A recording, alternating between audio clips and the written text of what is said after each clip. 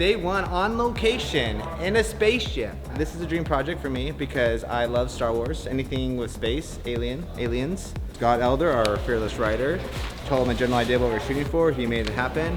We're doing something different too, where we're working with YouTube to do essentially a multiple choice video. So the main video is going to be living on their page, and they're going to have the audience vote what happened. So we have to shoot multiple endings and multiple paths through the middle of the film as well. So in this case, they choose either a hot steamy room or a disco inferno, and we are shooting both options, and we don't know what the audience is going to choose. So we're essentially making two different videos. So you guys decide what happens when the event goes live. This one really caters to Among Us, as far as like what's a fun story we can tell in the video game realm that the audience will want to really pay attention to really feel like their decision matters. And Among Us, you always have the imposter. And we're like, this is the perfect opportunity to really have the audience try and decide or figure out who the bad guy is. Then you put your head in.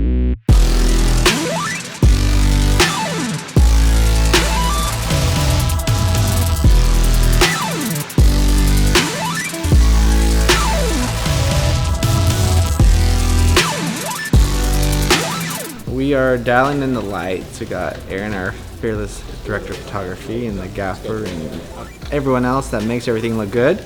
So we're the day before all the pre-rigging, so essentially it's like a full day of just getting all the lights, camera, everything just dialed in, so everything just flows. On our pre-light day, so we're lighting up pretty much all the locations and blocking and trying to understand how we're moving through space tomorrow so that we can really focus on the narrative. I'm the first AD. We're here to create a schedule. We're going to create a game plan for the next 2 days. This set is important for the story for obvious reasons. We needed a spaceship, so we couldn't have shot this in our backyard. We needed something that felt authentic, felt real, hence the spaceship. And we have even a green screen back there that we'll have lit up so we can actually add outer space.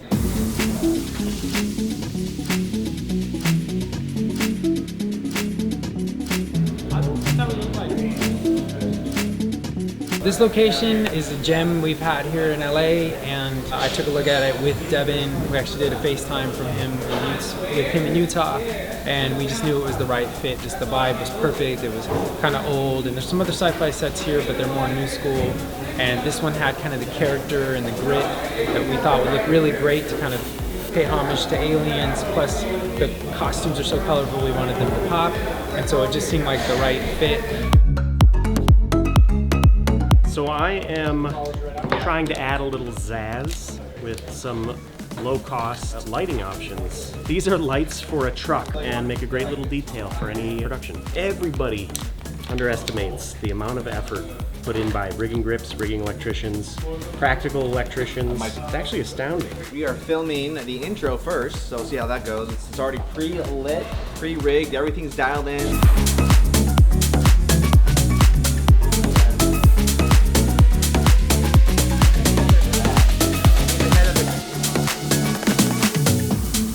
Hey, so I'm here with Jay, and we are hoisting up this for an alien kill, and we're trying to lift this very heavy costume with a pole and help our VFX guy out for when it drops down on the ground. And the angry one that wants power, wants to take over the leadership role and boss people around. Pretty much an easy role for me. I was approached by his production company to make these very cool animated figures come to life, to be 3D. And so I made the crew members from scratch. So it works. They're highly uncomfortable to wear, but they look fantastic. Can I get a water?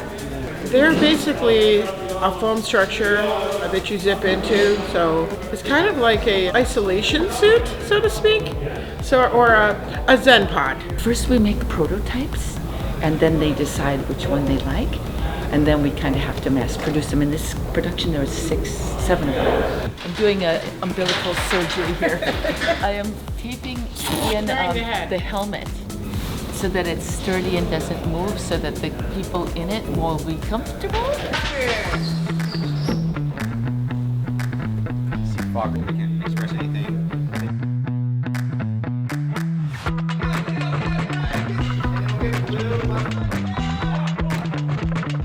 So we're gonna rehearse everything, generally speaking, with the actors.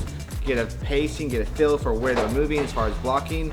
After we do that, everyone's set dialed in, then we throw them in the costume last minute right before we start shooting. Action, get the shot, get them back out so they're breathing again, and do it all over again. We're wafting the smoke. The AC is taking out all of our atmosphere. Being in the costume is a whole different experience. It's sweaty in there, but I have people fanning me from all angles. My legs are hot. I got a towel wrapped around me so I can wipe my face. I'm dripping sweat in there. You can't see anything. Like, my vision is like this. These suits are interesting just because they were a bit more pillowy and kind of amorphous, just kind of like from the inside out. Because we're not able to see our faces, or we're not able to like use our hands or anything to like emote or gesticulate or anything, it's all really stripped down to just like basically shoulders and feet. I'm having such a fun time in this costume. My character is kind of like easily annoyed with a lot of things, but he's also like the most aware. That's probably why he's annoyed. But you get to see how he intermingles with everybody else. He acts like he knows it all. Yellow is a great character. I play Yellow. Yellow is the joyous one of the group, always a glass mostly full, even out in space. There's always a bright side. I am getting shot out into space. Wait, what? I'll move and action! Oh God!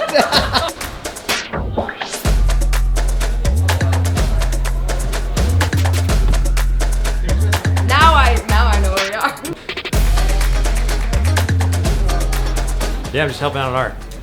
Doing lights, like little lights, big lights the electricians do, but the small practicals we'll do, install those. Like some things are custom made, like some things are retrofitted from existing parts, either like we'll get this from like a scrap bin or like, you know, Craigslist or whatever. Among Us, it's all colorful and vibrant, so we just love that idea of that contrast. It's very dark and dredgy, and then you got these colorful cartoon characters, so it's just a fun contrast, and obviously that game is heavily inspired by Alien, like no question about it, so this is a little homage to that incredible film. It's our first time working together, if you couldn't tell, because everything's super awkward. Everything's been good. We're on a super cool set. We're making pretty pictures and weird little sets, and we have the cat that we're going to kind of put lurking through the shadows down in this corner. So we have sort of a nice hard edge here, and we're going to add a little shaft of darkness that it gets to pass through, and we'll have light sort of on either end of it. We have the cat here today, and he's gonna hang out with all the guys on the table, and then he's supposed to jump off when they're trying to figure out who the imposter is. I mean, it's pretty fun. I mean, we get to bring animals to set. Everyone always loves to come and see us because we always have the animal, and it's fun to like, you know, story tell with the animal when we're not the ones doing it. It's like the cat or a dog. We have one of the crew members rigged up to a piece of speed rail that will lower into frame, much like in the movie Alien. I am blue. I am the sad one. And also somehow I'm French. I am from France, yeah, so this is my natural accent. You know, that's how I sound. However, for the, character that is sad like this, I had to do it like that and be very thick. I'm gonna get killed, it's about time. But I get to see a really beautiful, cute little cat before that. Best way to die.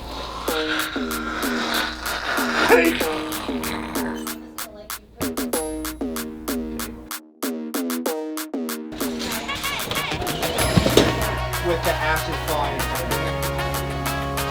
I'm the first AC on this job. My role is making sure that the camera's always ready to go if we're changing the lens like we are now. Got it? Doors. I make sure that the camera stays in focus. Just here to make sure that everybody that needs assisting on the camera side is assisted. Well, we have these giant suits. We were trying to shoot singles on everybody, and it was really difficult to shoot over their shoulders in this space, so we just went in the center. I have a gimbal upside down mounted on a head, and I am holding my own monitor, and we are running in circles. This is our button setup for the emergency button from Among Us, and the table that they use in the cafeteria.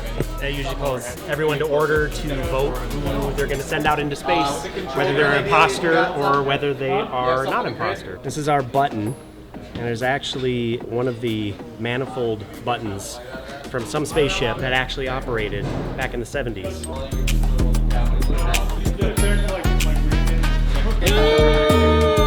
Last day! Last day!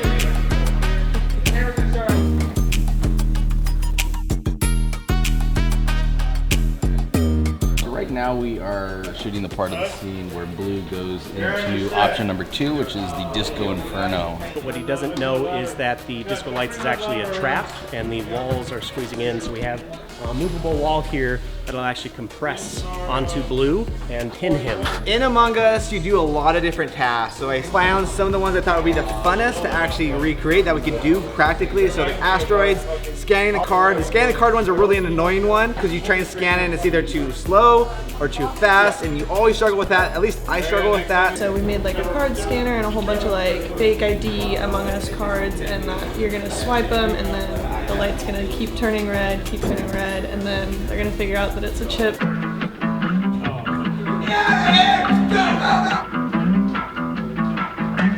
So this is your garden variety laser level that we're using as a med bay scanner. But you have to stand on it and it literally like scans your body, it goes up and down. But if you move it all, like get startled, it has to restart. Once you get to tell some fans you made it. I was brought in just a fan. I've been practicing for years.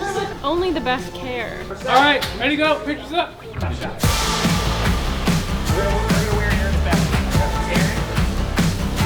We are making outer space with the green screen. So we use this to split really well, and then we're able to make this look like this. What's making it a little bit complicated is we also have a green screen looking character, Lime, who's almost identical to that. So that makes it a little bit difficult. That'll take a little bit extra. In post-production, we will replace the green screen with our matte painting or digital matte with space, and green screen we've been using for years and years and years.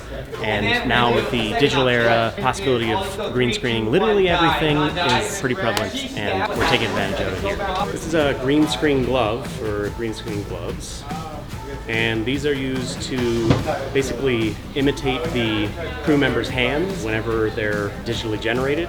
But if we actually need some kind of function within the scene, we use the green screen gloves, comp them out, and put the digital assets in.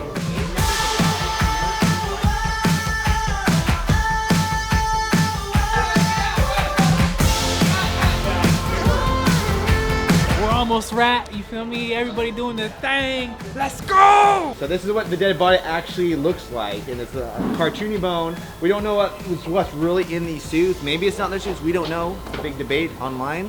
And this is what they look like, so it's legit.